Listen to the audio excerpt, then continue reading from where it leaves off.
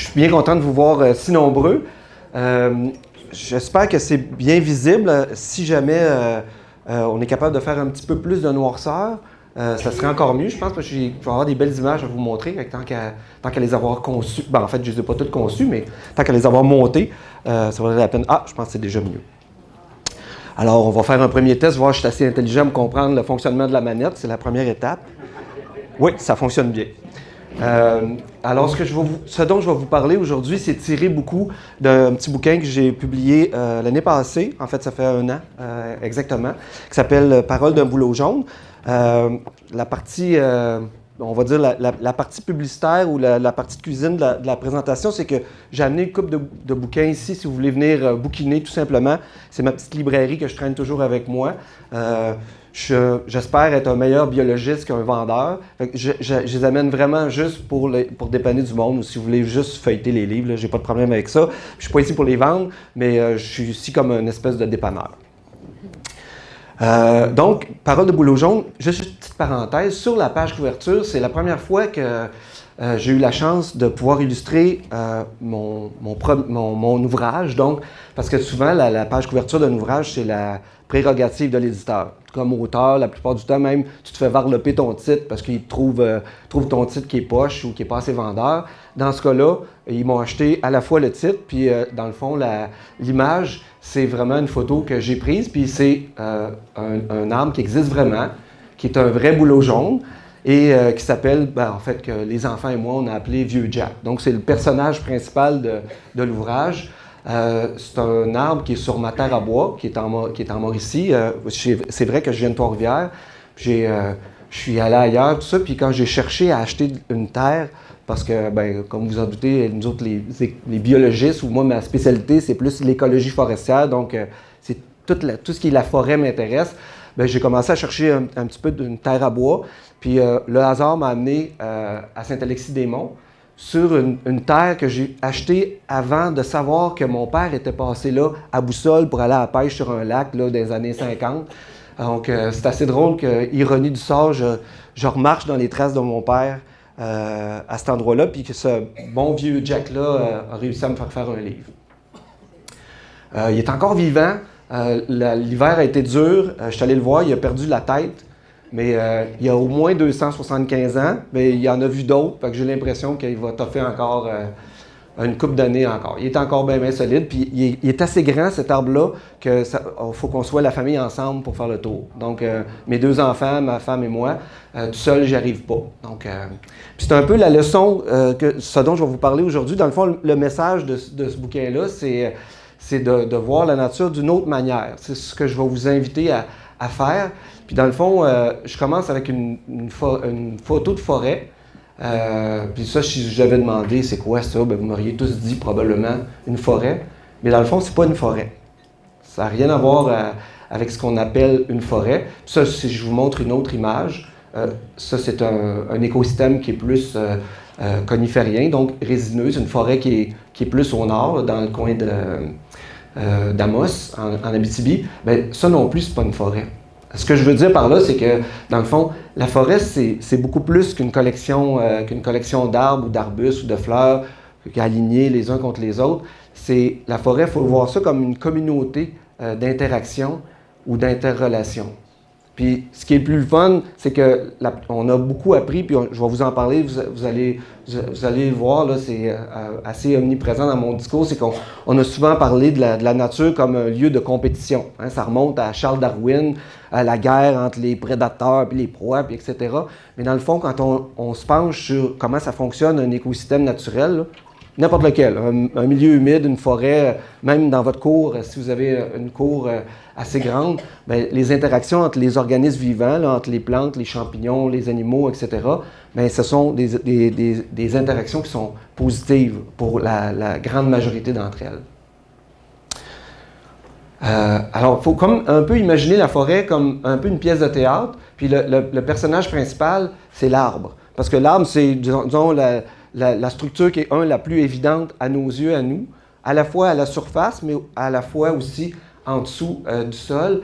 Et dans le fond, il faut vraiment le voir comme ça. Puis dans une pièce de théâtre, c'est rare à moins que ce soit un monologue, qu'il y ait juste un personnage. Il y a souvent plus qu'un personnage. Donc ce qu'on va voir aujourd'hui, c'est, dans le fond, puis là, je ne vais pas vous donner un cours d'écologie. L'idée, c'est juste de vous amener à réaliser la complexité puis le nombre d'interrelations qu'il y a entre les organismes vivants. Donc, on va voir toutes ces interactions-là, donc entre les plantes, entre elles, entre les plantes et les champignons, entre les plantes et les insectes, les plantes et les amphibiens, les plantes et les oiseaux, les plantes et les mammifères, puis même les plantes et les bactéries, parce que oui, on a beaucoup d'interactions avec, même dans l'infini, si je suis tout le temps de la misère à dire ça. Mais vous avez compris, les petites affaires, c'est ça qu'on va dire comme ça, les petites affaires. Alors, plantes, champignons, plantes, qu'est-ce que ça veut dire? Je ne sais pas s'il y en a qui sont familiers avec ça, mais on va faire un mini-cours de mycorhize 101. Qu'est-ce que c'est la mycorhize? C'est une association entre des végétaux qui sont capables de capturer l'énergie du soleil pour en faire de l'énergie. Donc, ils prennent de l'énergie lumineuse, ils font de l'énergie chimique avec des champignons qui, eux, vont amener à la plante d'autres choses. Alors, c'est comme une espèce d'association gagnant-gagnant entre les champignons souterrains et les racines des plantes. Dans le fond, les plantes, ils vont offrir aux champignons des sucres, donc de l'énergie chimique, puis en contrepartie, le champignon va aider la plante, un arbre, un arbuste, même une fleur, va aider la plante, dans le fond, à mieux aller chercher l'azote, le phosphore et les minéraux puis l'eau du sol. C'est ce qu'on appelle les champignons, puis la majorité des champignons font des associations comme ça avec les plantes, et c'est ce qu'on appelle, mycorhize, c'est le nom, dans le fond, de l'association. Alors, 80% des espèces végétales sur la planète ont une relation avec des champignons. Il y en a juste 20% qui ne le font pas. Puis cette association-là remonte à 425 millions d'années avant aujourd'hui. Dans le fond, c'est au moment où les premières plantes ont conquis le milieu terrestre. Dans le fond, c'est l'association, l'entraide entre les champignons et les plantes qui ont permis aux plantes de coloniser le milieu terrestre. Donc, sans cette association-là, on peut penser que ça aurait pris beaucoup plus d'années, même si c'est des choses qui sont produites sur une grande échelle de temps. Ça aurait pu prendre encore beaucoup plus de temps avant d'arriver s'il n'y avait pas eu cette entraide-là. Et puis, quand on marche dans une forêt, perceptuellement, ce qu'on voit, c'est des arbres, des arbustes, des oiseaux. On voit ce qui est à la surface et au-dessus de la surface du sol. Mais dans le fond, la quantité d'énergie ou d'entraide ou de matière produite, dans le fond, c'est en dessous du sol que ça se produit. Fait que la prochaine fois que vous allez marcher en forêt ou dans un milieu naturel, là, pensez à moi, pas à moi, parce que c'est pas important, là, mais pensez à ce que je vous dis, c'est tout plus important. Pensez qu'en dessous du sol, il se passe bien plus d'affaires qui s'en passent au-dessus, puis vous allez avoir une idée de la quantité d'énergie qui circule. Puis on le sait depuis assez peu de temps, finalement, là, dans l'histoire de la communication scientifique ou de la science, que les arbres, les arbustes, en fait tous les végétaux d'une forêt, puis avec les champignons, ils forment une espèce d'Internet incroyable en dessous du sol. Alors, chaque plante est souvent reliée avec une autre grâce aux filaments des champignons. Et ce qu'on appelle, dans le fond, en anglais, là j'oublie le nom, nous autres c'est le World Wide Web, mais pour les arbres, pour la forêt, on utilise je l'ai oublié, mais ça va revenir. Ça va revenir. Mais en fait, c'est un web fongique, c'est comme ça que j'ai utilisé ça. Alors, si on schématise un peu, vous voyez en dessous du sol, il y a la litière, il y a l'humus, et puis ce qu'on appelle la rhizosphère, c'est toute la partie de l'arbre où il y a des racines. Et c'est là, à droite, vous voyez là, la quantité d'organismes ou de micro-organismes qui colonisent cette partie-là du sol. La rhizosphère, c'est une zone de biodiversité souterraine faramineuse. C'est colossal, puis il y a plus de vie donc dans cette partie-là là, de ce qu'on appelle la rhizosphère que sur la partie aérienne d'une forêt. Il y a deux types de relations de champignons avec les plantes. Il y a ce qu'on appelle l'ectomycorhize. Ça, ben, comme vous vous en doutez bien, c'est les relations des champignons qui vont être juste à la surface des racines. Donc, si vous déterrez un conifère, par exemple, la plupart des conifères ont des relations avec les champignons qui sont des ectomycorhizes, donc c'est à l'extérieur. Le champignon va juste prolonger le système racinaire de l'arbre. Et il va permettre à la plante ou à l'arbre d'aller chercher plus facilement l'eau, les minéraux. Puis, il y a les endomycorhizes, ça c'est les filaments du champignon. Le champignon va coloniser l'intérieur de la racine. Donc, va pénétrer à l'intérieur de la plante. Puis là, va vraiment être une partie intégrante de l'arbre. Alors ça, c'est 75% des relations des champignons sont comme ça. Donc, puis là, c'est les arbres, les arbustes. Il y a beaucoup de plantes herbacées même qui ont des relations comme ça endomycorhizes. Quand vous promenez dans une forêt à toute fin pratique, c'est très rare qu'il n'y ait pas de plantes qui ne soient pas en relation avec des champignons. Pour ceux qui font un peu de botanique, là, qui sont férus un peu de botanique, là, dans nos forêts à nous, il y a une petite plante qui fleurit au printemps qui s'appelle la dentaire à deux feuilles, ou la cardamine carcajou, ceux qui la connaissent. Celle-là, elle n'a pas de relation avec des champignons. Mais à ma connaissance, là, c'est la seule, ou à peu près, dans nos forêts tempérées, là, qui est solitaire. Alors, si on regarde ce que ça a de l'air, dans le fond, une racine, voyez-vous bien, madame? Oui, vous réussissez à voir? Bon. Si on fait une image microscope, c'est un de mes copains qui a fait son doctorat sur justement ces relations-là entre les plantes et les champignons. Puis vous voyez, ça c'est une racine grossie plusieurs dizaines de fois. Et on voit ce qui est en bleu, ce qui est coloré un peu en bleu, c'est le mycélium. Dans le fond, c'est le champignon qui est à l'intérieur même de la racine.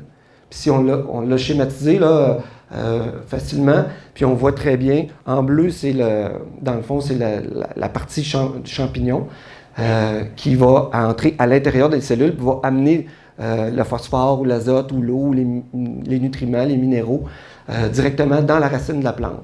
Puis en plus, c'est que le fait d'avoir des filaments de champignons qui sont connectés à la racine, bien, ça permet à l'arbre de quadrupler ou quintupler ou utiliser le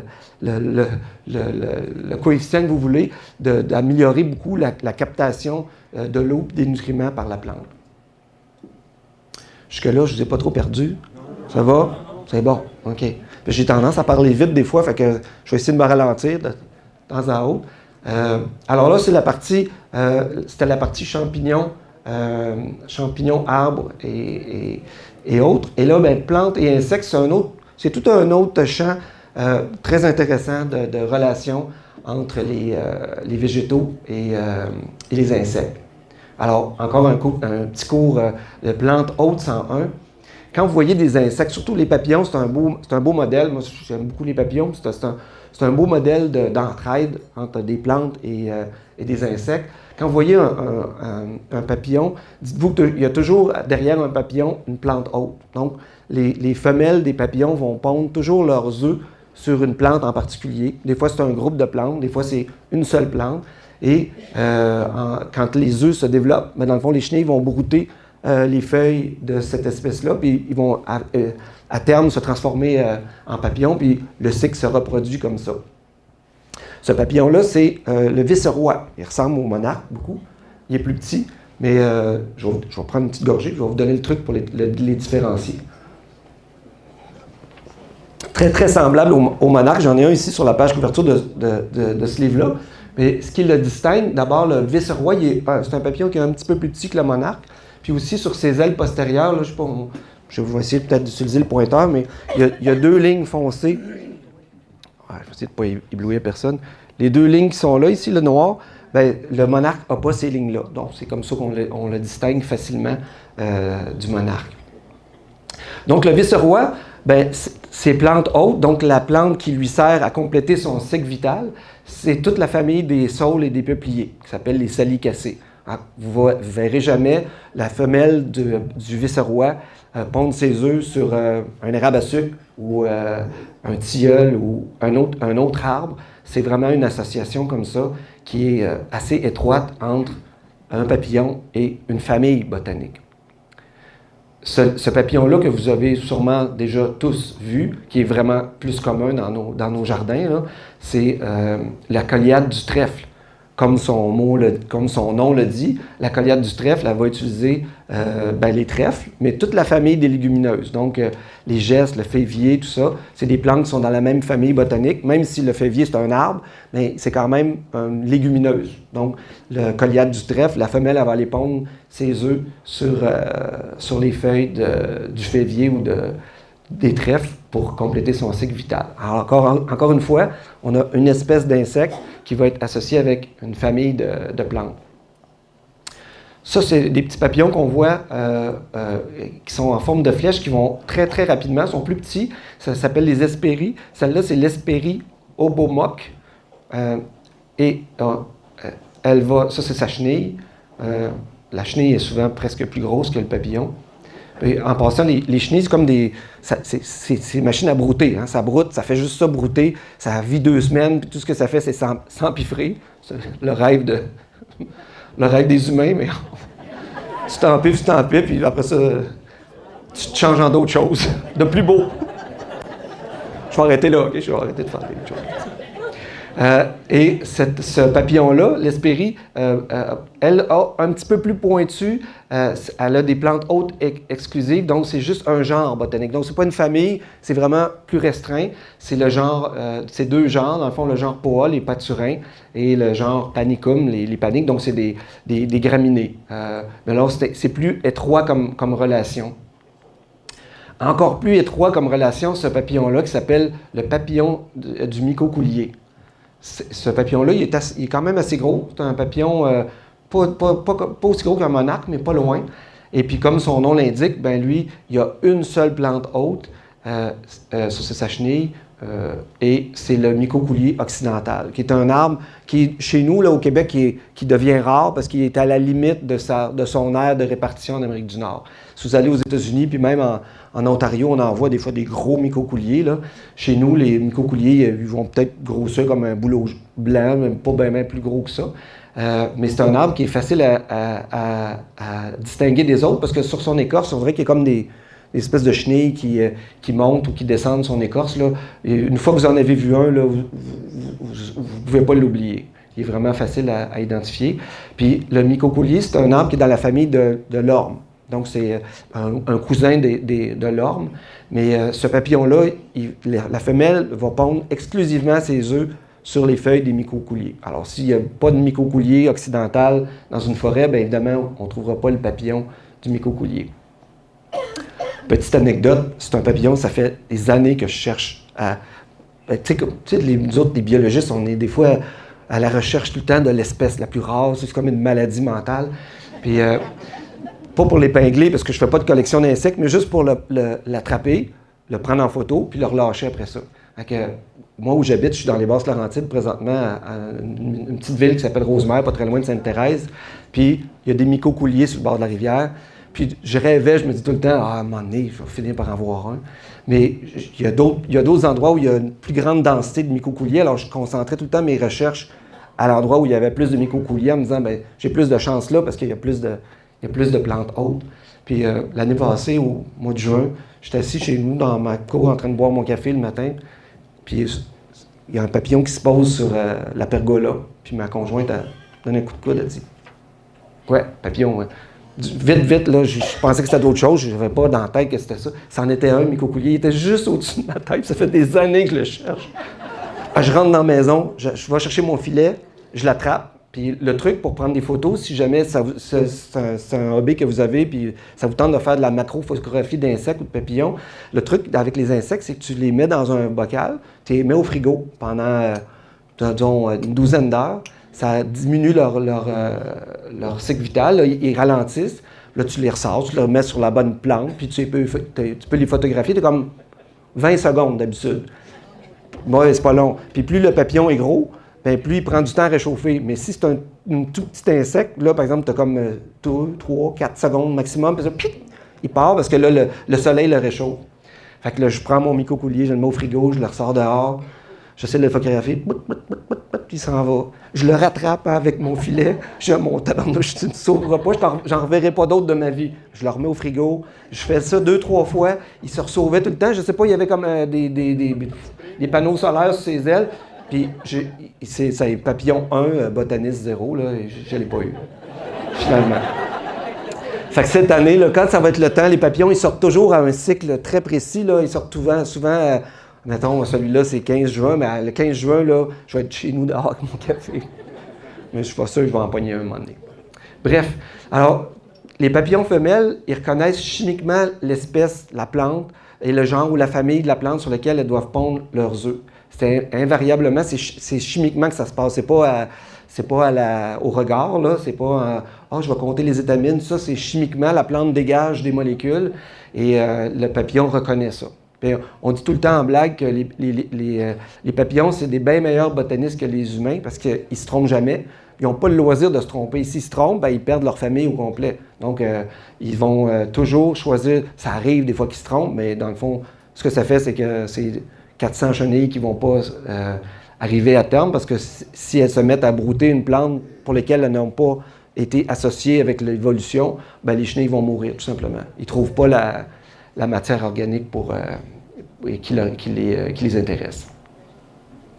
Donc, les papillons ont des échanges étroits, parfois exclusifs avec les végétaux. Puis ça, je vous ai donné le cas du papillon du micocoulier, mais il y a quelques autres comme ça, en fait pas quelques, il y en a beaucoup, des exemples de liens très, très étroits entre un insecte et une plante.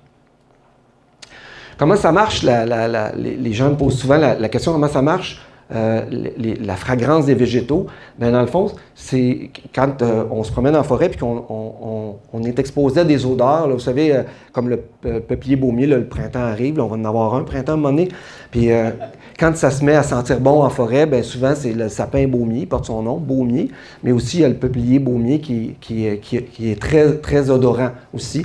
Puis la façon dont ça marche, c'est des molécules organiques qui sont relâchées par la plante avec une forte pression d'eau. Donc c'est la vapeur d'eau qui fait que la molécule sort à l'extérieur, puis les papillons, entre autres, bien, sont capables de capter ça, puis selon la composition chimique de la molécule qui est émise, bien, ils vont aller vraiment au radar, ils vont s'en aller sur la plante pour pondre dessus.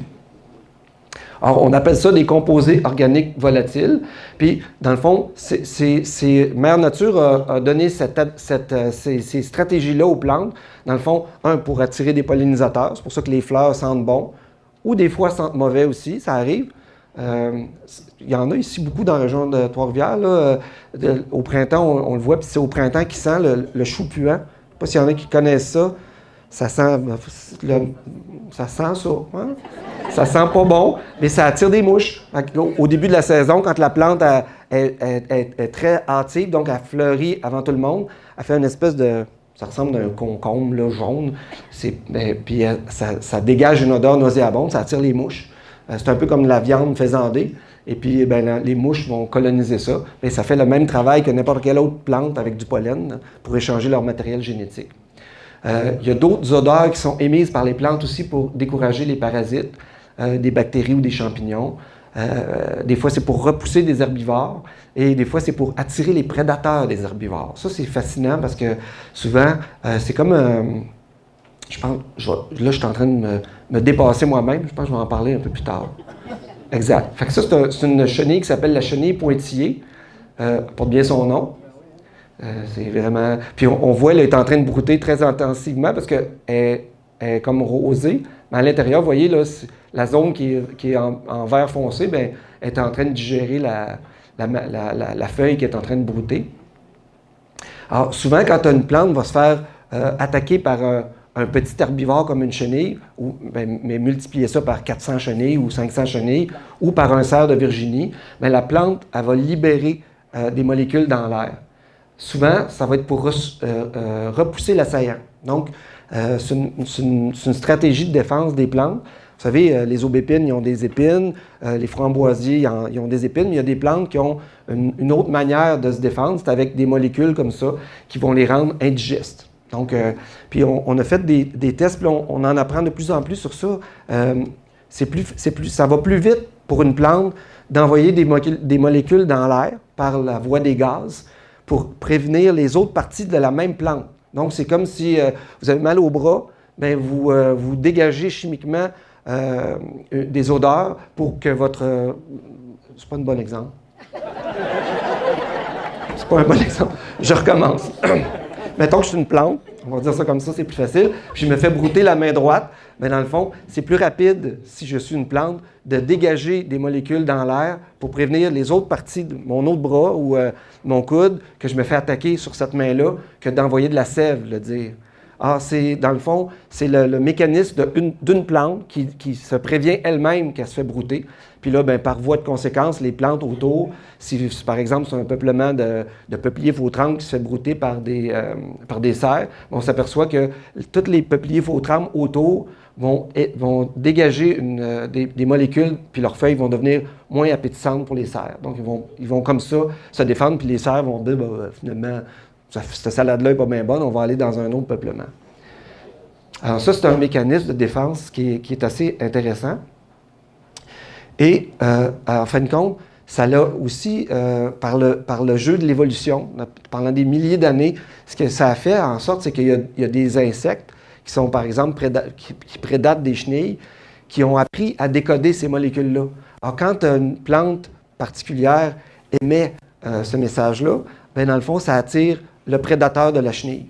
Comme ça, c'est comme si l'arbre, il envoyait un signal pour lui-même, mais il y a quelqu'un qui l'a capté, puis il a détourné le message à son attention. Puis souvent, c'est comme ça qu'une chenille qui va être abondante dans un certain secteur, bien, il y a plein de prédateurs qui vont venir s'en occuper et la manger. Ça, c'est un exemple de substance. Il y en a des dizaines, des centaines de molécules qui sont émises dans la forêt. Vous savez, des fois, quand on va se promener dans la forêt puis qu'on trouve que ça sent bon, puis on ne sait pas pourquoi on est bien dans le bois, mais c'est un peu à cause de ça. On s'en rend pas compte, on ne le perçoit pas tout le temps, parce que nous autres, les humains, on a comme perdu de certains sens, là. Entre autres, on s'occupe moins des phéromones puis de paquets d'affaires, mais ça existe encore, même si on n'est pas conscient de ça.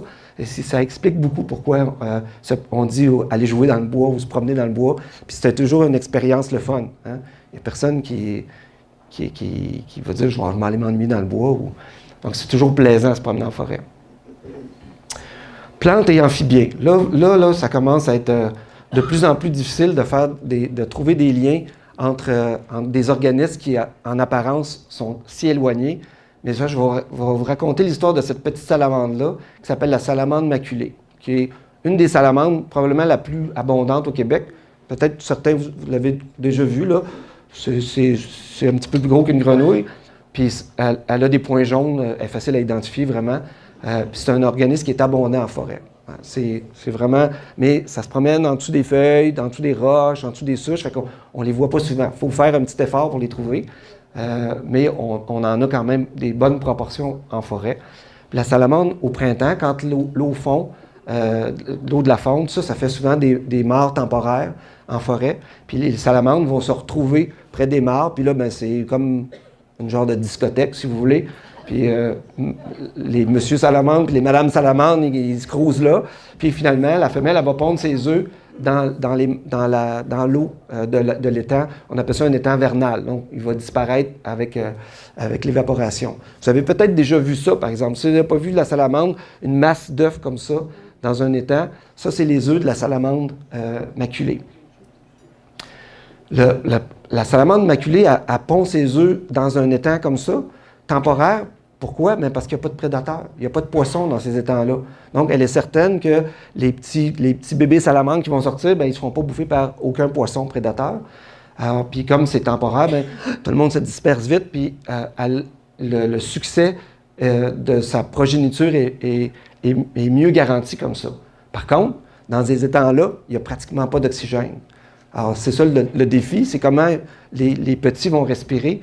Bien, ça, c'est les mêmes œufs, mais un peu plus tard. Puis vous voyez, là, on commence à en voir là, quelques-unes là, qui sont en train de se former, là, des bébés salamandres, comme ça, des tout petites salamandres. Dans le coin ici. Mais regardez la couleur de l'œuf, c'est vert. Bien, pour que les bébés soient capables de survivre dans une petite mare où il n'y a pas d'oxygène, bien, la salamandre s'est associée avec une algue. Donc, dans l'œuf, dans la chair de l'œuf, il y a une algue qui permet d'aller chercher par photosynthèse de l'énergie, puis faire la respiration. Comme ça, il y a un échange chimique entre la salamandre et puis le milieu ambiant. Puis la salamandre est capable de se développer comme ça. Puis en échange, les déchets que la salamandre fait, bébé, en croissant, donc l'azote, les déchets azotés, ces excréments, ça nourrit l'algue. Donc c'est à peu près le seul exemple qu'on a d'une association étroite comme ça entre un vertébré là, et puis une algue.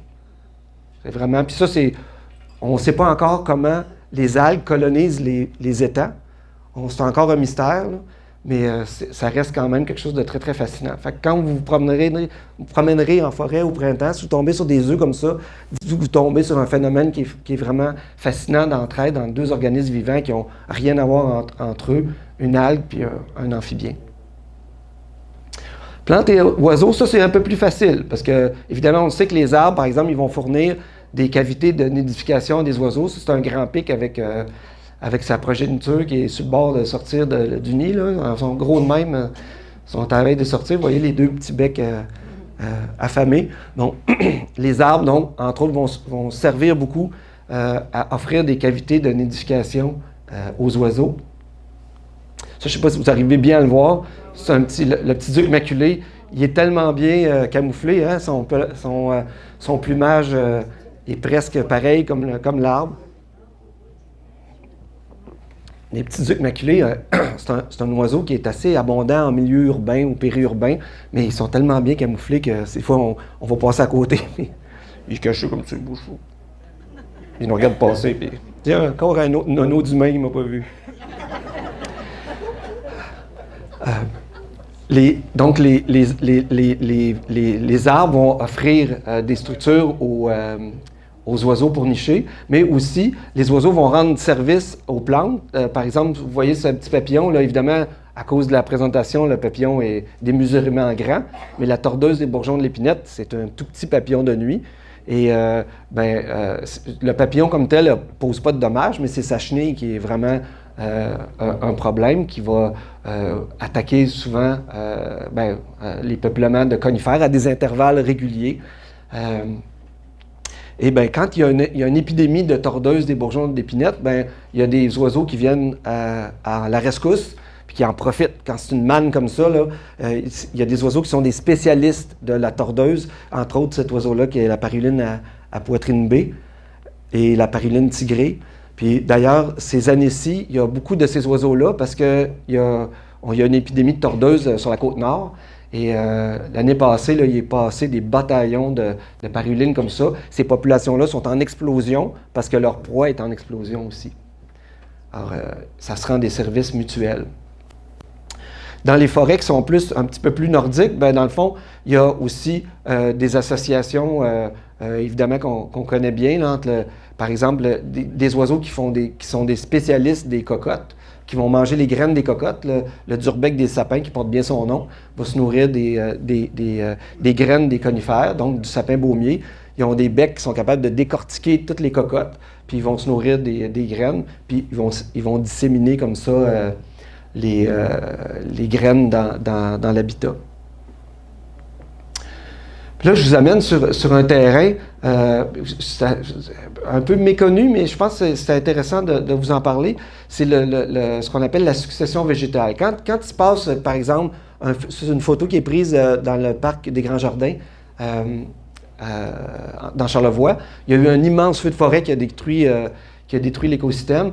Souvent, les épidémies d'insectes ou les feux de forêt, ça va refaire repartir une forêt, on va dire, à zéro ou à peu près. Donc, souvent, qu'est-ce qui arrive, c'est que la forêt va être recolonisée par des herbacées, des jeunes plantes, des essences de lumière, donc qui vont repartir l'écosystème. Puis progressivement, des essences qu'on dit comme de lumière, comme le peuplier faux-tremble ou le bouleau blanc, vont faire une très jeune forêt, puis à un moment donné, la forêt va devenir une forêt mature. Donc, d'autres essences d'arbres vont venir coloniser la forêt. Puis à cette étape-là, on appelle ça le stade de climax, là, le stade mature de la forêt. Donc, c'est ce qu'on appelle en écologie la succession végétale. C'est un cheminement qui est orienté dans le temps. Puis ce qui est le fun de voir, c'est les types d'arbres qui vont se développer selon l'âge de la forêt. Bien, la manière dont ils vont produire leurs graines ou ils vont... c'est ça, de la manière dont la structure de leurs graines est faite ou de leurs fruits correspond vraiment bien avec le type de milieu. Par exemple, à gauche, vous avez le bouleau gris. Vous voyez, ça, c'est sa graine. Fait que ça a l'air vraiment comme d'un petit épervier. Hein, c'est porté par le vent. Donc, comme c'est des écosystèmes où il y a beaucoup de vent, puis il y a très peu de couvert, mais dans le fond, c'est le vent qui va faire en sorte que le bouleau gris va se disséminer un peu partout. Même chose pour le bouleau blanc, c'est à peu près la même chose aussi. Au deuxième, c'est le pin blanc. Le pin blanc aussi, il y a comme... les graines du pin blanc sont vraiment en bas ici. Il y a 2 graines par écaille, si vous voulez. Fait que, imaginez ça, c'est l'écaille. Le cône est constellé d'écailles comme ça. Mais, en bas, il y a la graine, mais ça, dans le fond, c'est les ailes de la graine. Fait que ça aussi, quand il y a un oiseau qui va décortiquer la cocotte, bien, ça va partir au vent, puis ça va permettre au pin blanc de coloniser des secteurs. Puis le pin blanc, souvent, on va le voir quand il est très, très grand. Il est dans une forêt mature, mais très jeune, il va avoir poussé dans un milieu qui est plus couvert. Puis à la fin, le tilleul d'Amérique, c'est un arbre qui est vraiment plus associé avec la forêt mature. Bien, ses fruits, c'est comme des baies, puis elles vont tomber, elles ne sont pas véhiculées par le vent, c'est trop lourd, donc elles vont tomber au pied de l'arbre. Alors, ce qu'on remarque, c'est que plus la forêt vieillit, plus l'écosystème se transforme, mais on passe d'un mode de dispersion des graines par le vent, donc mécanique, jusqu'à la zoochorie, ça veut dire c'est les animaux qui vont le transporter. Plus votre forêt est vieille, plus c'est les écureuils, c'est les oiseaux, c'est d'autres animaux, les petits mammifères qui vont distribuer les fruits. Donc, plus l'entraide a grandi avec la forêt. Plus la forêt vieillit, plus l'entraide est grande. Arbres et mammifères, ça aussi c'est intéressant. On voit que l'orignal contribue au renouvellement de la forêt de plusieurs façons. L'orignal, c'est un animal qui est assez généraliste, qui va utiliser plusieurs types de forêts à différents stades, mais il contribue lui-même à renouveler la forêt. Comment? Bien, je ne sais pas s'il y en a, là on va faire un petit sondage maison, là, rien de scientifique, mais est-ce qu'il y en a qui ont déjà trouvé un panache d'orignal en forêt? Monsieur? Ah, mais quand même. OK, il y a des chasseurs dans le coin du monde, du monde qui se promène dans le bois en masse. Hein? La chasse au petit gibier, mais de ce côté-là, je n'ai pas regardé. Ah, OK, c'est le monde, ça se promène quand même dans le bois pas mal, mais c'est quand même assez rare de tomber sur un panache ou une moitié de panache, évidemment. Là, pourquoi? Mais parce qu'ils disparaissent vite. Parce que, évidemment, tous les orignaux perdent leur bois à l'automne, mais ils sont broutés grugés, grignotés par un paquet d'organismes, souvent des petits mammifères. Donc les souris, les campagnols. Quand ils tombent sur un panache d'orignal, c'est le Costco de la forêt parce que c'est des éléments minéraux incroyables. Et il y a beaucoup de nutriments là-dedans. Donc, c'est pour ça que c'est rare qu'on en trouve. Dans le fond, ils disparaissent assez vite. Bien, grâce à son panache que l'orignal a laissé, bien, dans le fond, il contribue à la santé des populations de petits mammifères dans la forêt. Puis, il contribue au fait que quand les arbres, eux autres, produisent leurs graines, bien, leurs graines vont être disséminées par les petits mammifères. Donc, ça, c'est un chêne rouge qui a laissé son gland. Bien, plus il va y avoir de rongeurs dans la forêt, plus l'arbre va être certain que son gland va être disséminé un peu partout. Donc, ça va être avec plus de succès qu'il va réussir sa reproduction. Mais c'est pas tout. Voyons, ça marche pas mon affaire. Ah oui, ça c'est c'est du caca d'orignal. Ça va passer vite. Vous allez voir, on approche de midi. J'ai quasiment fini avec mes affaires de caca, là. C'est fini. Je le promets. J'espère que j'en ai pas d'autres. Le caca d'orignal, c'est dispersé de manière aléatoire. Évidemment, les orignaux, ils ne sont pas comme nous autres. Ils ne vont pas ils vont pas dans les latrines qui sont identifiées à cet effet. Donc, ils vont répandre leur excrément un peu partout dans la forêt. Puis, dans le fond, l'excrément de l'orignal, c'est aussi un écosystème en soi. Là, la photo n'est pas terrible, mais vous voyez, il y a de la mousse, il y a des mousses qui sont spécialisées, qui colonisent le caca d'orignal. Puis, vous voyez des... Oups, là, mon petit mongeour. Mon petit monzeau d'écureuil. Ça, ici, ces petites bouboules-là, là, on ne le voit pas très bien, mais c'est des champignons qui colonisent le caca de l'orignal. Et il y a des mousses, les petites substances vertes là, qui ne poussent que sur ça, que sur les excréments d'orignaux. Puis ils ont besoin de mouches pour se reproduire. Un peu comme des fleurs, dans le fond. Ils vont produire des spores, mais il faut que le caca d'orignal soit visité par des mouches, puis se rendre dans un autre caca d'orignal pour coloniser ces mouches-là, pour que le patrimoine génétique se mélange entre les mousses de caca d'orignal. S'il n'y avait pas d'orignaux s'il n'y a pas d'orignaux dans une forêt, bien, il n'y a pas ces mouches-là, il n'y a pas ces mousses-là, puis il n'y a pas ces champignons-là. Vous voyez comment c'est intriqué, c'est un mot? Il y en a qui sont bons en français ici? Imbriqué, merci. Je vais prendre une autre petite gorgée. Ça va mieux aller après. Bon, alors, la partie caca est terminée. On a parlé de champignons tantôt beaucoup entre les arbres, les végétaux puis les champignons du sol. Bien, il y a un groupe d'espèces de mammifères qui sont experts à disséminer des spores de champignons. C'est les écureuils. L'écureuil roux, pardon. Il raffole des champignons. Donc lui, souvent, quand il y en a beaucoup à l'automne, même, vous allez peut-être voir ça, vous l'avez peut-être déjà vu, là, ceux qui ont vu des panaches d'orignaux, là.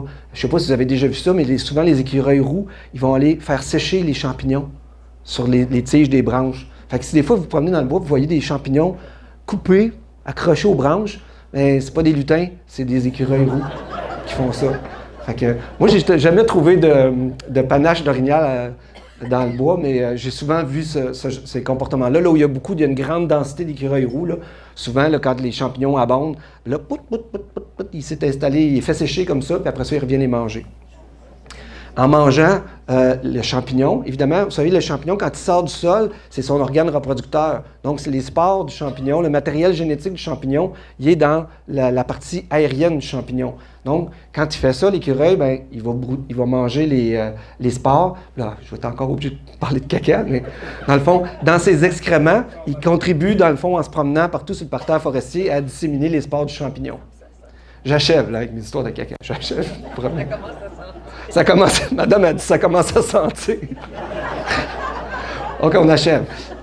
L'écureuil volant, le poil à touche, c'est la même chose. Lui, il est encore meilleur que l'écureuil roux pour disséminer les spores de champignons dans l'habitat. Puis lui, il se spécialise souvent, il va creuser, puis il va manger, lui, il raffole on dit le mycélium, là, c'est-à-dire la matière du champignon qui est souterraine. Lui, il raffole de ça. Alors, quand les champignons souterrains se reproduisent, bien, le poil à touche, bien, puis lui, il fait des très grandes distances en forêt. Donc, c'est aussi d'une grande aide pour distribuer les champignons. On voit bien, là, c'est une image, c'est pas une photo, là, c'est une illustration que j'ai tirée de Nature sauvage, mais on avait fait faire ça pour expliquer comment l'écureuil il finit par atterrir sur le tronc des arbres. Donc, ben ça, c'est une trace. Puis si vous êtes un peu attentif là, à la période des champignons, vous voyez les traces de dents, des fois, sur les champignons. Puis c'est soit des petits mammifères, mais souvent, c'est des écureuils qui vont le faire. Des poils à touche, des écureuils roux ou gris. Mais les écureuils gris, comme ils sont autour de nos maisons, les champignons, eux autres, sont plutôt dans nos vidanges ou dans nos plates-bandes, nos tulipes. Plantes et bactéries. Il me reste un peu de temps pour passer à travers ça. De la même manière que, vous le savez, on le sait maintenant, que notre système digestif est colonisé par un paquet de bactéries qui nous aident, sans lesquelles ces bactéries-là, on ne serait pas capable de faire de la digestion, mais même, on s'aperçoit même que notre système immunitaire est tributaire de la colonie de bactéries qu'on a dans notre intestin. Ben, les arbres ont aussi des relations comme ça avec les bactéries à la surface de leurs feuilles, à la surface de leurs troncs, à la surface de leurs ramilles, dans leurs racines. Par exemple, il y a une étudiante à l'Université de Montréal qui a fait une recherche sur les colonies de bactéries, le biofilm, on appelle ça un biofilm, là, à la surface des feuilles. Elle a trouvé qu'il y avait en moyenne 4000 espèces de bactéries différentes sur une seule feuille. Fait que vous imaginez quand vous promenez en forêt comment on a de bactéries. Puis en fait, sa thèse, c'était de comparer les colonies de bactéries des feuilles des arbres en milieu urbain puis en forêt. Puis elle s'est aperçue qu'en milieu urbain, les bactéries étaient très différentes. Donc, c'était des communautés de bactéries très différentes. En ville, ces bactéries-là étaient capables de supporter le plomb, toutes les affaires que nous autres aussi, on supporte. Là. Mais en forêt, c'était très, très, très différent. Des communautés qui étaient plus riches puis qui étaient moins sujettes à des toxines, évidemment. Donc, l'entraide entre des plantes puis des bactéries ou des humains, c'est à plusieurs échelles. Puis là, justement, on s'en va dans la symbiose ou l'entraide à très petites échelles.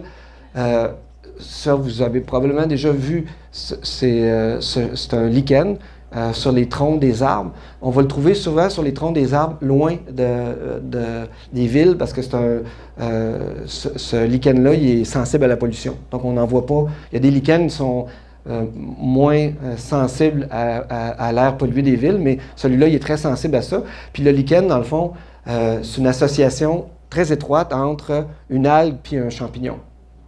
Depuis plusieurs années, on sait ça. Puis même, on s'est aperçu il n'y a pas longtemps qu'on avait même besoin, c'est comme un ménage à trois. Il y avait souvent besoin d'une autre levure, d'une bactérie pour que la recette prenne. Mais quand vous regardez un lichen, peu importe celui que vous allez voir, pensez que c'est deux en un. C'est comme un vieux couple qui remonte à 400 quelques millions d'années. Donc, les filaments de champignons sont interreliés avec la structure de l'algue, dans le fond.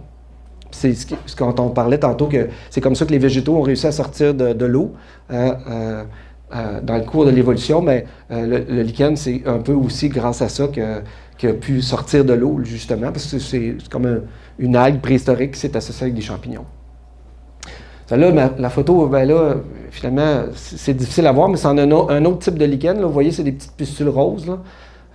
Les lichens, c'est un monde en soi, vraiment, mais c'est magnifique, des lichens, mais c'est ça, c'est un monde qui est encore, même aujourd'hui, assez mystérieux. Il y a très peu de gens qui sont des experts, même au Québec, de lichens. Il y en a quelques-uns, mais pas des tonnes. Mais c'est toujours le même principe, c'est toujours une association entre une algue et un champignon. Puis là, ça m'amène à vous parler de la sarracénie pourpre, une plante carnivore quelques personnes, vous avez probablement déjà vu ça si vous vous promenez dans une tourbière. Cette plante-là, quand on marche sur une tourbière, là, on voit toujours sa grande hampe florale, la grande fleur rouge qui dépasse de tout ça. C'est comme une espèce d'annonce de McDonald's là, pour les abeilles ou les insectes butineurs. Ça veut juste dire, venez-vous-en, le lunch est prêt. Mais au pied de la sarracénie, qu'est-ce qu'on trouve? C'est des urnes. Hein? La sarracénie, c'est une plante carnivore. Et c'est un piège passif, c'est-à-dire que c'est comme une urne dans laquelle l'eau de pluie va tomber. Puis les insectes vont se faire prendre là-dedans, ils vont tomber dans l'eau, puis ils vont se noyer, tout simplement. Puis si vous regardez, là, si vous en voyez cet été, vous porterez attention à l'orientation des poils à l'intérieur. Là, on ne le voit pas super bien, mais ici, il y a des petits poils, ils poussent par l'intérieur. Fait que la mouche ou l'insecte va essayer de sortir, mais est tout le temps repoussé par l'inclinaison des poils. Donc, c'est virtuellement impossible de sortir de cette urne. On pourrait même dire que c'est une urne funéraire. Bon. Elle était facile. Mais ce qui est le plus fascinant, c'est comme c'est une plante, elle n'a pas développé les mécanismes pour digérer des insectes comme nous, on est capable de digérer plusieurs matières parce que notre estomac est très solide, mais cette plante-là avait pas l'évolution ne lui a pas donné les moyens d'extraire complètement les nutriments qui sont dans ses proies. Donc, il y a toute chaque urne de la sarracénie, quand l'eau monte dedans, c'est un mini-écosystème. Ça, c'est tous des organismes, là, je ne demande même pas leur nom, je ne le sais pas. Je pourrais vous le dire avec un peu de recherche, là. Mais en fait, il y en a une pléiade d'organismes comme ça, des petits acariens, des vers, des micro-organismes qui vont aider la plante à décomposer l'insecte ou la proie. Et comme ça, tout le monde y trouve son compte. Là, on ne passera pas à travers ça au complet, mais c'est juste pour vous montrer comment c'est compliqué, comment c'est complexe, l'écosystème dans l'urne, juste dans l'eau, d'une petite plante comme ça, de tourbière. tous les liens qui sont faits ensemble pour extraire le plus possible la matière nutritive qui tombe là-dedans. Donc, c'est un écosystème miniature. Fait que dans le fond, le mécanisme le plus vite, c'est que la proie va tomber dans l'urne. Il y a de l'azote, évidemment. Là, les bactéries vont décomposer l'azote. Ça va faire des déchets. Puis, dans le fond, ça va devenir des nutriments qui vont être minéralisés, qui vont pouvoir être utilisés par la plante pour sa croissance. Fait que la plante, dans le fond, elle fait un peu de photosynthèse, comme toutes les plantes, mais très peu. Elle se nourrit vraiment grâce aux insectes. Là, sa croissance dépend beaucoup de la présence des insectes. Un autre écosystème, c'est encore plus petit, ça. Ça s'appelle une frulanie. Vous avez peut-être sûrement déjà vu ça sur le tronc des arbres, des fois. C'est comme une espèce de petite incrustation sur le tronc des arbres. Si on s'approche un peu, là, le monde va dire « Ah, je l'ai déjà vu ». Puis, si on s'approche encore une fois, puis on regarde au microscope de quoi ça a l'air, c'est des petites feuilles. Puis, vous voyez, à l'intérieur, il y a comme des petits gobelets, c'est une cupule, puis ça contient de l'eau. Un peu comme notre sarracénie de tantôt. Chacune de ces... Là, on parle vraiment de très, très, très petits. Là. Bien, dans chacune de ces petites cupules-là, quand il pleut, bien, il se ramasse de l'eau, puis il y a des micro-organismes qui sont là-dedans, puis qui aident aussi la plante à se nourrir, comme ça. Et c'est un écosystème comme à deux vitesses. Hein. Quand c'est sec, bien, il n'y a rien qui se passe, puis la plante, elle tombe comme un peu en dessiccation. Puis aussitôt qu'il pleut, bien là, c'est comme une chute. C'est comme les chutes du Niagara. Fait que c'est un écosystème à deux temps. C'est je vis ou ben non, j'attends qu'il pleuve.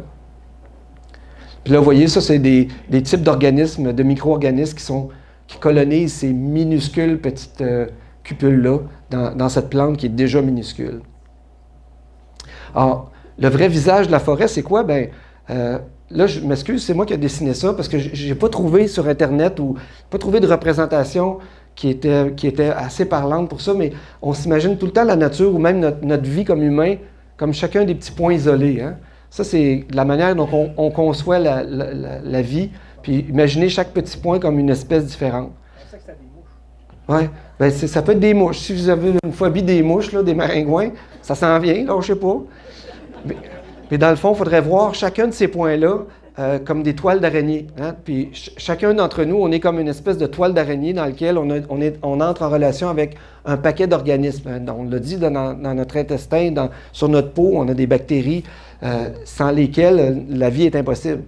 Dans le fond, c'est... Puis même cette représentation-là n'est même pas bonne. Il faudrait que ça soit des toiles d'araignée connectées avec d'autres toiles d'araignée. Vous voyez, c'est comme un cercle quasiment infini d'entraide et de symbiose entre des organismes vivants. Au lieu de voir la nature, puis nous-mêmes, notre vie comme des points isolés, mais dans le fond, on est tous connectés un peu comme à un système de neurones. C'est là où je suis arrivé, là, je voulais mettre l'image dans le livre, puis l'éditeur dit « Oh, trop, là, ça commence à être un peu flyé. » Essaye de l'écrire, puis si tu es capable de l'expliquer en écriture, laisse faire l'image. On n'a pas été capable de trouver quelque chose qui exprimait bien ça, mais c'est un peu ça l'image de la nature. On a l'impression qu'on est isolé, mais on ne l'est pas pantoute. Alors, le vrai visage de la forêt ou de la nature ou de notre vie même, c'est celui de la symbiose, de l'entraide, de la collaboration. Hein.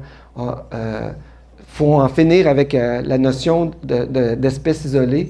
Bien, dans le livre, je parlais de plus d'équipe espèce, dans le fond. Puis en science, c'est un courant qui commence à prendre forme un peu plus. On appelle ça l'holobionte. Donc, c'est l'espèce qui est l'espèce hôte, puis toutes les espèces qui vont ensemble. Fait que chacun d'entre vous, vous êtes tous des petits holobiontes avec votre colonie de bactéries, avec les autres espèces avec lesquelles vous entrez en relation. C'est comme ça qu'on peut plus se définir. Puis on disait tantôt, juste avant que je fasse la conférence, on parlait de ça, comment la lutte pour la vie et la compétition. On se fait parler de ça depuis... Puis c'est très utile en économie, la compétition, laisser aller le libre marché, ces affaires-là. Ça revient à Charles Darwin même, qui est un peu le père d'un paquet de biologistes ou d'écologistes, où Charles Darwin avait émis la théorie que les espèces évoluaient parce qu'elles étaient en compétition les unes avec les autres. Puis là, on est parti avec ça. Puis là, on a fait l'erreur de prendre ça comme... Même Charles Darwin lui-même, à un moment donné, il a dit c'est parti trop loin. puis il s'est fait récupérer par des économistes. Puis lui, c'était pas ça qu'il voulait, c'était pas le message qu'il voulait laisser aller, mais il s'est un peu fait, comme on dit, il s'est fait peinturer un peu dans le coin avec ça. Puis on n'a pas été capable de détricoter ça après. Ça, c'est, je le montre tout le temps parce que c'est le, on parle tout le temps de Charles Darwin, mais Alfred Wallace, c'est le gars qui a sorti la théorie de l'évolution en même temps que Charles Darwin. Mais l'histoire n'a pas retenu son nom. Du tout, du tout, du tout. C'est un autre Anglais. Mais lui, il avait pas des chums aussi bien placés que Darwin, là. Il n'était pas dans la bourgeoisie puis dans les hautes sphères. C'était un gars qui collectionnait des papillons en Indonésie. Puis il est arrivé exactement aux mêmes conclusions que Charles Darwin. Puis lui aussi, il disait de la nature que c'était pas la compétition, c'était ceux qui étaient les organismes qui étaient les mieux adaptés. C'était pas les plus compétiteurs. Mais on a retenu de ça. Puis même encore aujourd'hui, les reportages qu'on voit sur la nature, souvent on va utiliser ça, la compétition, la prédation, des relations négatives entre les espèces pour vendre des reportages. Vous voyez, là, c'est un guépard qui essaie d'attraper une gazelle, puis c'est sûr, c'est spectaculaire, mais c'est deux animaux qui collaborent ensemble.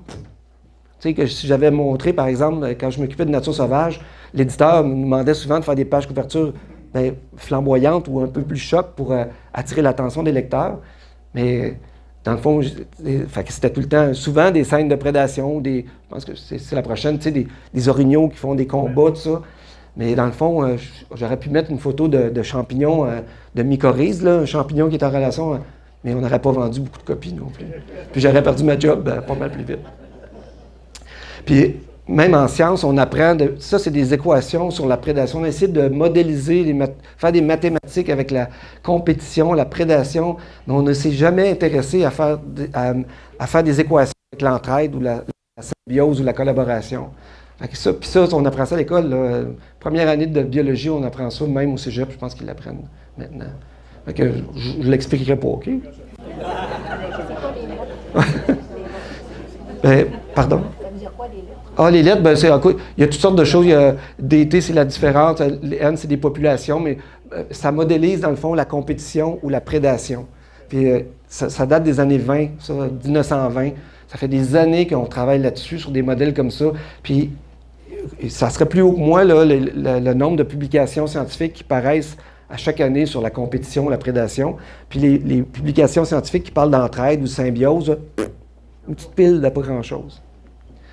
Ça, je vais passer un petit peu plus rapidement, je pense que mon temps est à peu près terminé, mais c'est un graphique qui modélise la compétition entre les végétaux. Mais encore une fois, on a cherché à modéliser ça tout le temps. Les écosystèmes ne sont pas seulement plus complexes qu'on ne le croit, ils sont plus complexes que tout ce qu'on peut imaginer. Là, je vous ai donné juste un petit survol de rien du tout. On aurait pu passer la journée à regarder des exemples de liens complexes entre les espèces. C'est sans fin, en fin de compte. Puis, si vous avez une affaire à retenir de la présentation, c'est que même la symbiose, là, c'est la base de la vie. On a découvert, il n'y a pas très longtemps finalement, que, vous savez, le matériel génétique qui est à l'intérieur de nos propres cellules, mais à l'origine, là, c'était deux bactéries qui se sont fusionnées ensemble. Puis, pourquoi on a des noyaux cellulaires? Bien, parce que à l'époque, il y a longtemps, il y a une bactérie qui en a mangé un autre. Puis c'est pour ça que notre matériel, l'ADN, est différent à l'intérieur de ce qu'on appelle la mitochondrie. Là. Je ne veux pas vous embarquer, rendre ça trop complexe, mais à la fois chez les végétaux, à la fois chez les animaux, le matériel génétique dans l'intérieur de la cellule, il est différent parce que, dans le fond, ça s'est fait, cette symbiose-là, il y a des millions d'années. Oh, j'ai des questions. Ben là, c'est le crédit des images. Alors, je vais prendre les questions et je vais essayer d'avoir l'air encore un peu intelligent pour quelques minutes. Alors, on me demande s'il y a une façon de contrôler l'activité des taupes dans la pelouse. Ça, c'est pratico-pratique en bébite, hein? Honnêtement, là, j'ai pas de réponse à ça. Parce que j'en ai moi aussi pas mal. Puis c'est évidemment tout le temps au printemps qu'on les voit surgir. Heureusement, ils ne passent pas l'été. Souvent, ils vont émerger parce qu'ils ont passé l'hiver sous terre. Fait que souvent, on va les voir émerger au printemps. Mais à moins d'avoir de trouver un bon prédateur là, ou une manière de faire peur aux taupes par l'urine de chat. Ou je ne sais pas s'il y a une façon de contrôler l'activité des taupes dans la pelouse. Là. Je vous avoue que c'est une question piège. Mais si jamais là, je trouve la réponse, je communiquerai avec les gens, puis je pourrais vous l'envoyer.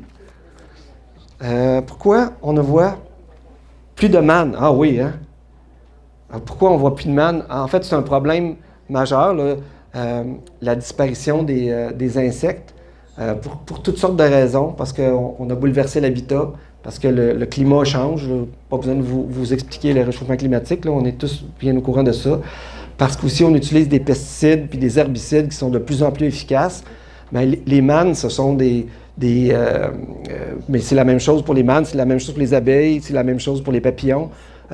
Moi, je m'intéresse beaucoup aux papillons, les papillons de nuit puis les papillons de jour. Puis à chaque année, on voit de moins en moins d'espèces parce que c'est l'utilisation intensive de ces pesticides-là. Puis aussi, c'est que la manière de faire de l'agriculture a changé beaucoup depuis les dernières années. Dans le fond, on est dans monoculture beaucoup, le maïs, le soya, sur des superficies colossales. Mais ce que ça fait, c'est que les espèces qui étaient inféodées à des stades différents, mais des fois, dans l'ancien temps, il y avait des pâturages, les vaches broutaient un petit morceau, il y avait d'autres parties du champ qui restaient en friche. Fait que ça faisait en sorte que même un champ était une zone de biodiversité.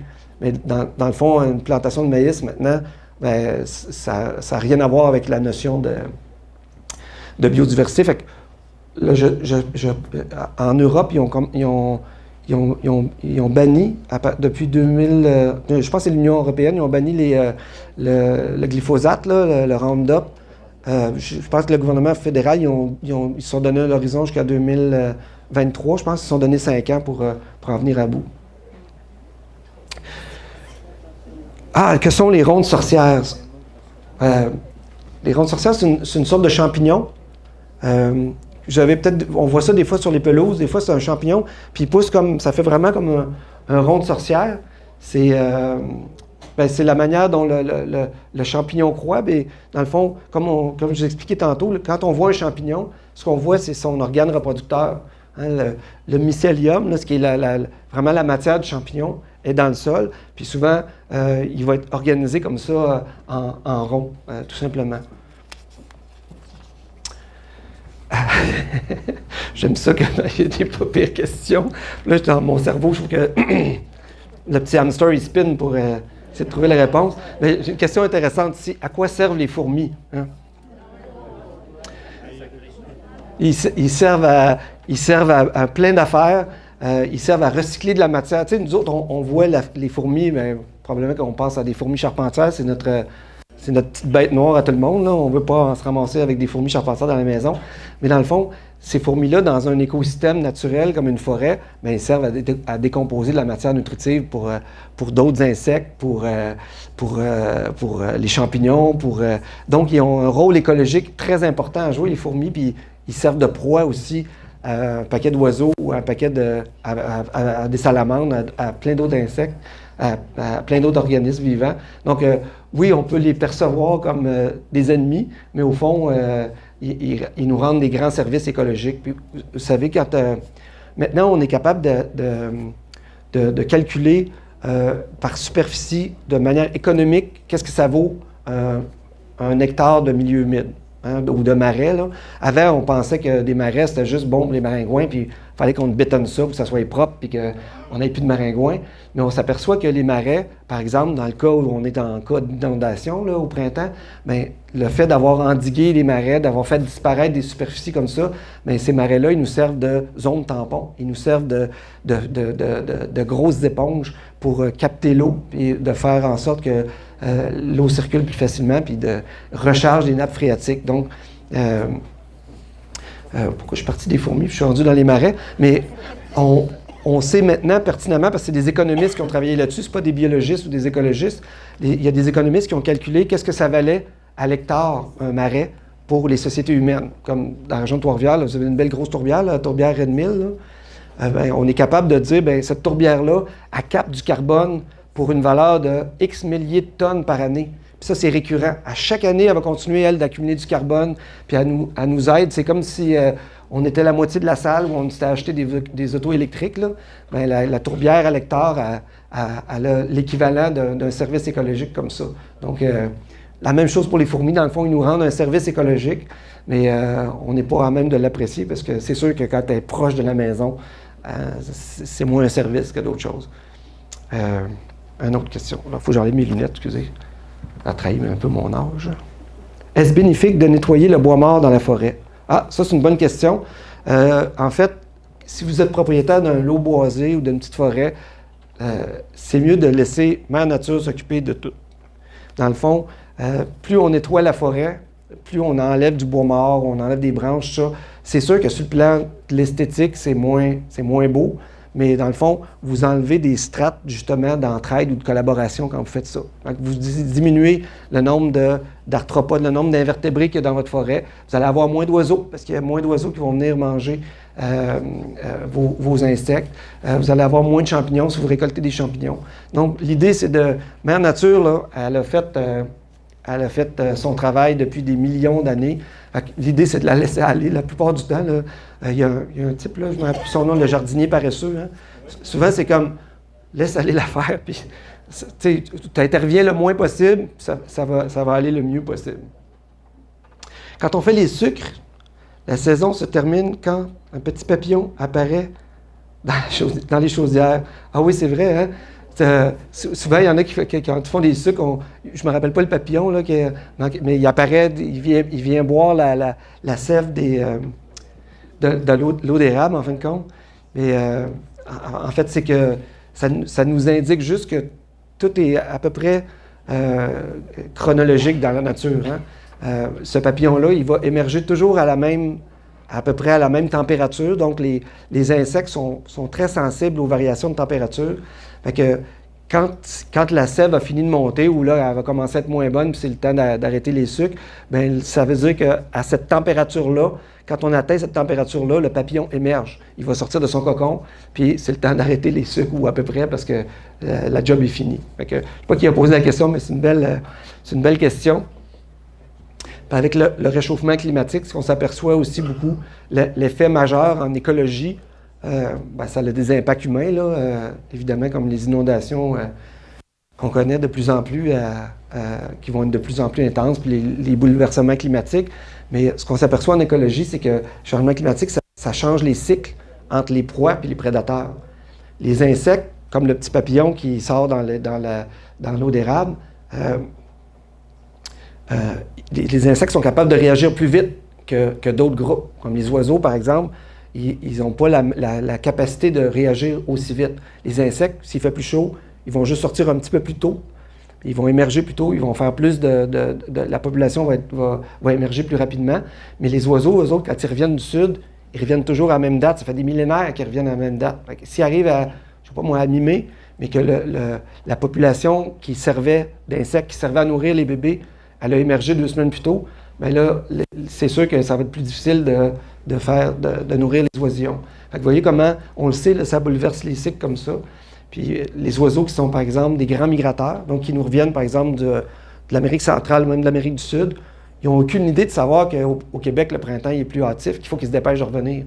Fait qu'eux autres, ils sont désavantagés, vraiment, comparativement aux oiseaux comme le merle, par exemple, parce qu'on les voit arriver plus vite, parce que les autres, c'est des migrateurs de courte distance. Donc, ils vont dans l'État de New York, ils reculent un peu. Tant qu'ils sont capables de se nourrir, ils restent là. Aussitôt que le printemps arrive, eux autres, ils s'en reviennent plus vite.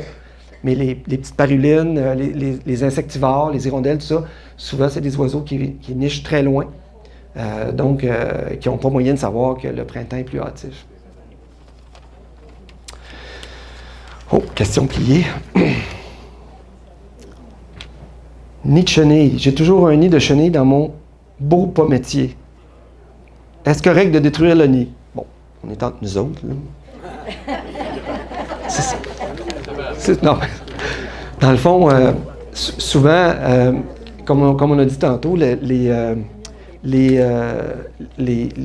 papillons sont souvent associés avec soit une espèce en particulier de botanique ou avec un groupe. Fait que dans le cas de ce nid de chenilles-là, c'est vraisemblablement un papillon qui se nourrit des feuilles de la famille. Les pometiers, c'est dans la famille des rosacées. Donc, les rosiers, etc.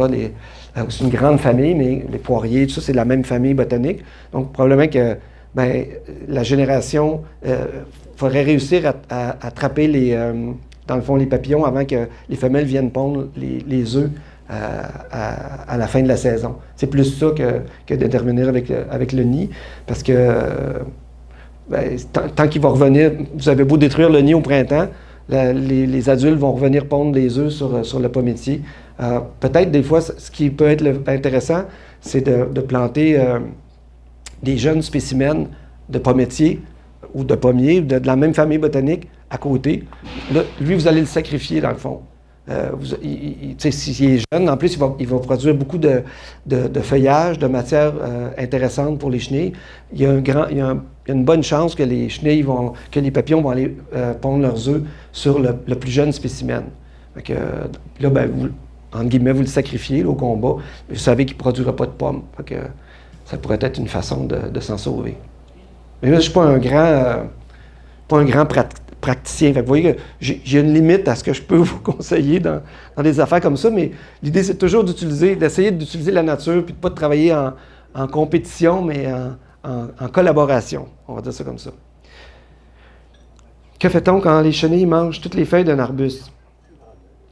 Doit-on, à la base, détruire le nid des chenilles avant? Bien, ça revient un peu à la même réponse. Quand les chenilles sont là, ben, oui, vous pouvez détruire les chenilles, mais c'est de prévenir que les papillons viennent pondre les œufs sur la plante. Mais ce qui peut être une consolation, c'est que les populations d'insectes, c'est très fluctuant. Fait que vous allez avoir des années où la température est très propice à l'éclosion d'une espèce en particulier. Puis, là, ça va être comme 10 ans d'un cycle creux. Puis là, vous n'en reverrez pas pendant 10 ans. Fait que l'idée, souvent, c'est que faut que vous rendiez, si vous avez un grand terrain, puis vous avez plein d'une seule essence d'arbres, bien, plus vous avez planté en monoculture, plus c'est attirant pour l'espèce qui va venir détruire votre beau travail. Fait que l'idée, c'est de diversifier vos plantations le plus possible. Puis souvent, on s'aperçoit de ça même dans les milieux urbains, les villes où on a planté juste des ormes ou juste des frênes, bien, avec la grille du frêne, on s'aperçoit c'est quoi le problème. On a planté, c'était commode, c'était pratique, on commandait 1000 frênes, mais là, on se ramasse avec un écosystème qui est appauvri.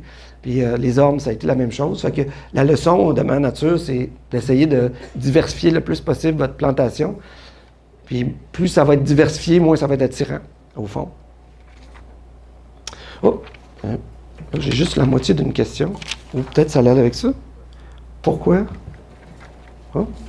Je vais la garder pour la fin, celle-là. Équilibre. Sommes-nous de plus en plus en situation de déséquilibre? Exemple, la grille du frêne, la tordeuse d'épinette.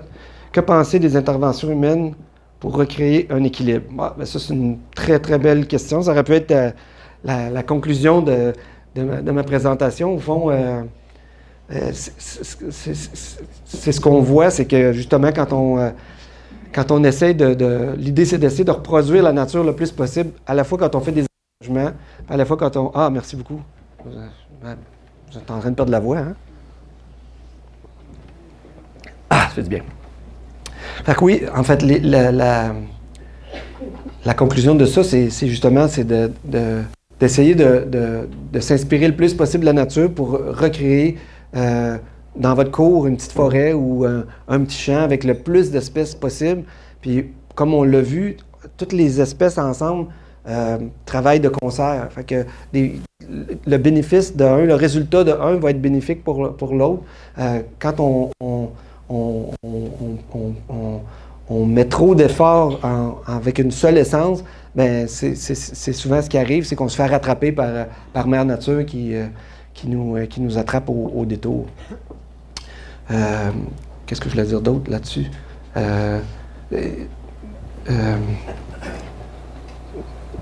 La grille du frêne, c'est ce problème-là.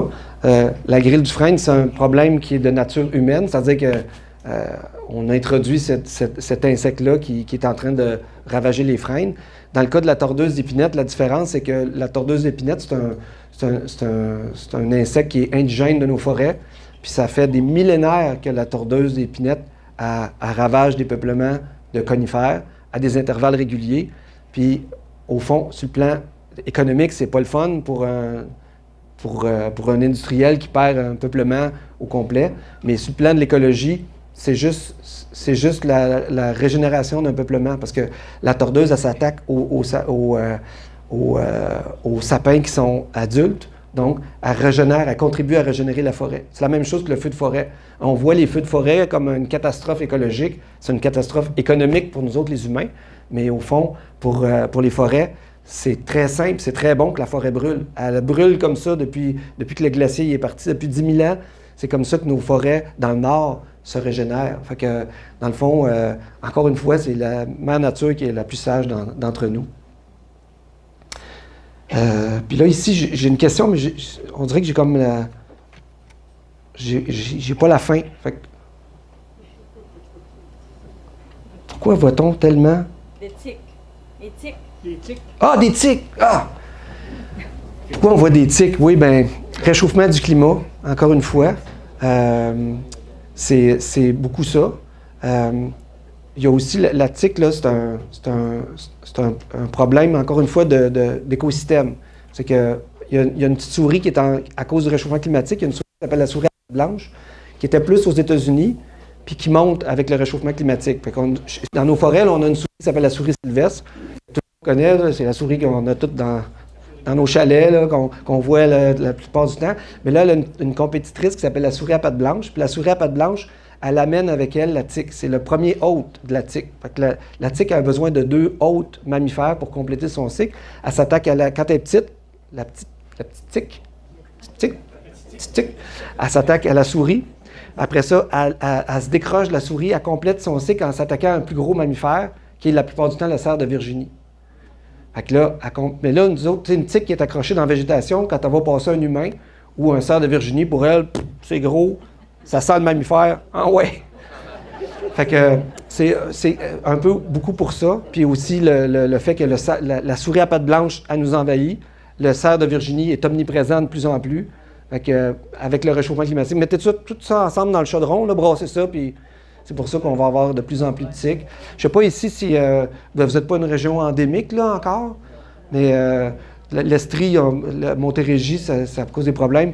Moi, je travaille beaucoup dans le bois. On passe nos temps dans le bois, dans l'Anaudière. Puis on était à l'Assomption, on n'était pas dans le sud de l'Anaudière, puis on était 3 à être intensivement dans la forêt. À la même place, on s'est ramassé avec des tiques, tous les 3. Heureusement, on n'était pas infectés par la maladie de Lyme, là. Puis c'est pas toutes les tiques qui ont la maladie non plus, mais il faut faire attention. Puis c'est sûr que surveillez-vous parce que vous allez, c'est une question de temps avant qu'elle vienne ici, là. Vraiment. Puis probablement qu'il y a déjà eu des cas là, dans la région, là. Il faudrait demander aux médecins, mais je sais qu'en tout cas, en santé publique, ils sont très conscients de ça. Mais le truc, là, dans le fond, c'est qu'on s'habille tout le temps en pantalon long, puis vous aspergez de muscol ou un push-push anti-mouche. La plupart du temps, ça fait la job. Puis ce qu'on recommande aussi, c'est quand vous avez fait une séance dehors, là, de vous inspecter comme il faut, puis même de prendre votre douche. Comme ça, quand vous prenez votre douche, s'il y en a une qui est collée sur votre peau, là, vous allez la sentir tout de suite. Puis quand on la décroche vite, c'est pas un problème. Il ne faut pas qu'elle reste longtemps. Surtout pour les animaux, les chiens qui se promènent en forêt. Oui. Ouais. Avec ça. Oui, mais il n'y a pas juste une tique. Hein? Le ferry qui nous vend ça, hein? Oui. Contre les tiques. Il y a des tiques, par exemple, il y a beaucoup d'espèces de tiques. Là. Celle qui est dangereuse, c'est la tique à pattes noires, qui s'attaque plus à l'humain. Mais les chiens, les chats, les animaux domestiques, ils se font attaquer souvent par d'autres espèces de tiques qui ne sont pas nécessairement porteuses non plus de la maladie. Fait que, voilà, ben merci beaucoup de votre attention.